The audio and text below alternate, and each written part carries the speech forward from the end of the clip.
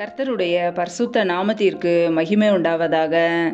தேவன் அருளிய அப்போ மினிஸ்ட்ரி மூலமாக உங்களோடு தொடர்பு கொள்வதிலும் இந்த மகிழ்ச்சி அடைகிறோம்.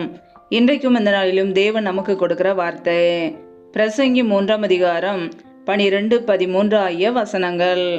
மகிழ்ச்சியாயிருப்பதும் உயிரோடு இருக்கையில் நன்மை செய்வதுமே அல்லாமல் வேறொரு நன்மையும் மனுஷனுக்கு இல்லை என்று அறிந்தேன். அன்றியும் மனுஷர் யாவரும் புசித்து குடித்து தங்கள் சகல பிரயாசத்தின் பலனையும் அனுபவிப்பது தேவனுடைய அனுக்கிரகம். ஹல்லேலூயா.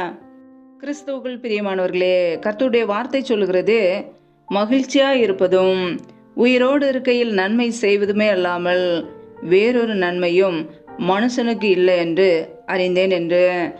பிரியமானவர்களே, நம்முடைய வாழ்க்கையிலே நாம் மகிழ்ச்சியா இருக்க அழைக்கப்பட்டு இருக்கிறோம்.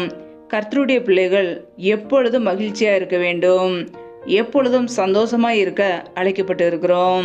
நம்முடைய வாழ்க்கையிலே உலக காரியங்களை குறித்து, தேவைகளை குறித்து கலங்காதபடிக்கு நாம் எப்பொழுதும் கிறிஸ்துவுக்குள்ளாக மன மகிழ்ச்சியோடு இருக்க அழைக்கப்பட்டு இருக்கிறோம். கர்த்தருடைய பிள்ளைகள் நம்மை நாமே ஆராய்ந்து பார்க்க வேண்டும். நம்முடைய வாழ்க்கையிலே மன மகிழ்ச்சியோடு நாம் வாழ்கிறோமா, அல்லது கவலையோடு, துக்கத்தோடு, கண்ணீரோடு வாழ்ந்து கொண்டு இருக்கிறோமா என்பதை ஆராய்ந்து பார்க்க வேண்டும். நாம் எப்பொழுதும் மன மகிழ்ச்சியோடு இருப்பது தேவனுடைய விருப்பம். ஹல்லேலூயா.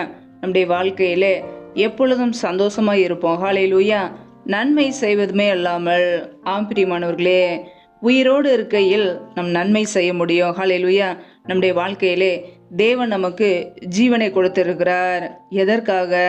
நன்மை செய்ய, தான தர்மங்கள் செய்ய, ஏழை எளிய ஜனங்களுக்கு உதவி செய்ய, நாம் நன்மை செய்ய அழைக்கப்பட்டு இருக்கிறோம். உயிரோடு இருக்கையில் நன்மை செய்வதுமே அல்லாமல் பிரியமானவர்களே, இந்த உலகத்தில் நம் ஜீவனோடு வாழும்போது மாத்திரமே நன்மை செய்ய முடியும். நம் நன்மை செய்யும் போது தேவன் நம்மை ஆசீர்வதிப்பார், நமக்கு நித்திய ஜீவனை கொடுப்பார். நம்முடைய வாழ்க்கையிலே நன்மை செய்கிறோமா, மற்றவர்களுக்கு உதவி செய்கிறோமா, மற்றவர்களுக்காக ஜெபிக்கிறோமா, நாமே ஆராய்ந்து பார்ப்போம். நாம் மகிழ்ச்சியாக இருக்க வேண்டும், மற்றவர்களுக்கு நன்மை செய்ய வேண்டும். ஹல்லேலூயா. அன்றியும் மனுஷர் யாவரும் புசித்து குடித்து தங்கள் சகல பிரயாசத்தின் பலனையும் அனுபவிப்பது தேவனுடைய அனுக்கிரகம்.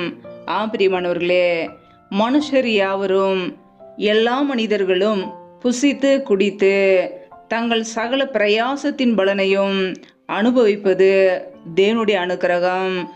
பிரியமானவர்களே, நம் ஒவ்வொரு நாளும் ஜீவனோடு வாழ்வது தேவனுடைய அனுக்கிரகம். நாம் செய்கிற வேலைகளை, தொழில்களை கர்த்தர் ஆசீர்வதித்து நம்மை வழிநடத்துகிறார். அது கர்த்தருடைய அனுக்கிரகம்.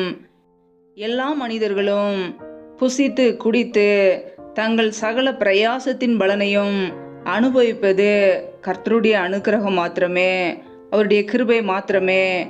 பிரியமானவர்களே, கர்த்தர் நம்மை ஒவ்வொரு நாளும் நடத்துகிறார், நித்தமும் நம்மை நடத்துகிறார், நம்மை போஷிக்கிறார், நம்மை பாதுகாக்கிறார், எல்லா தீமைகளுக்கும் விலக்கி நம்மை பாதுகாக்கிறார். ஒவ்வொரு நாளும் நம்மை நடத்துகிற கர்த்தரை நாம் துதிப்போம். உள்ளத்தின் ஆழத்திலிருந்து அவருக்கு நன்றிகளை செலுத்துவோம். அவரே நம்மை பாதுகாக்கிறார், நம்மை நித்தமும் நடத்துகிறார், நம்மை உடுத்துவிக்கிறார், நம்மை போஷிக்கிறார், ஆபத்தான சூழ்நிலையிலிருந்து நம்மை தப்புவித்து நம்மை கனப்படுத்துகிறார். பிரியமானவர்களே, நமக்கு துணை கர்த்தராய் இயேசு கிறிஸ்து மாத்திரமே. நம்முடைய வாழ்க்கையை ஆசீர்வதித்து கர்த்தர் நம்மோடு கூட இருந்து நம்மை நடத்துகிறவராய் இருக்கிறார். ஹல்லேலூயா. மகிழ்ச்சியோடு வாழ்வோம், நன்மை செய்வோம், கர்த்தருடைய பிள்ளைகளாய் வாழ்வோம், கர்த்தருடைய நன்மைகளை பெற்றுக்கொள்வோம். ஹல்லேலூயா. கர்த்தர் தாமே உங்களை ஆசீர்வதிப்பாராக. ஆமேன். நம்மை நாமே அவருடைய சமூகத்திலே தாழ்த்தி அர்ப்பணித்து ஜெபிப்போம். ஜெபம். எங்களை அதிகமாய் நேசிக்கிற எங்கள் அன்பின் பரலோக தகப்பனே, மை துதிக்கிறோம், ஸ்தோத்திரிக்கிறோம். அப்பா, இந்த இரவு வேலைக்காக மை துதிக்கிறோம், ஸ்தோத்திரிக்கிறோம். ஒவ்வொரு நாளும் கண்ணின் மணி போல எங்களை பாதுகாத்து கிருபையோடு ஜீவனோடு வைத்திருக்கிறீரே, அதற்காக நன்றி அப்பா. இந்த மாதம் முழுவதும் எங்களை பத்திரமாய் பாதுகாத்தீரே, அதற்காக ஸ்தோத்திரம். இந்த மாதம் முழுவதும் எங்களுடைய தேவைகளை சந்தித்தீரே, நன்றி அப்பா. கடந்த 7 மாதங்களும் எங்களோடு கூட இருந்து எங்களை வழிநடத்தினீரே, மக்கு நன்றி. எத்தனையோ பிரச்சனைகள், போராட்டங்கள், உபத்திரங்கள் வந்த போதும் கைவிடாமல் எங்களை கரம் பிடித்து வழிநடத்தி வந்தீரே, மக்கு ஸ்தோத்திரம், ஸ்தோத்திரம், ஸ்தோத்திரம். புதிய மாதத்துக்குள்ளே எங்களை அழைத்து கொண்டு போக போகிற கிருபைக்காக மக்கு ஸ்தோத்திரம். இணைந்திருக்கிற ஒவ்வொரு பிள்ளைகளையும் ஆசீர்வதிங்க. பிள்ளைகள் என்னென்ன தேவைகளுக்காக தெய்வ சமூகத்தில் ஜெபிக்கிறார்களோ எல்லாவற்றையும் செய்து கொடுங்கப்பா.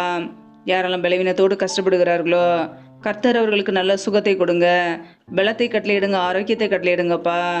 யாரெல்லாம் கடன் பிரச்சனையிலே உபத்திரத்திலே கண்ணீரோடு வாழ்கிறார்களோ கர்த்தர் அவளுடைய வாழ்க்கையில் உள்ள எல்லா பிரச்சனைகளையும் நீக்கி ஆசீர்வதிங்க.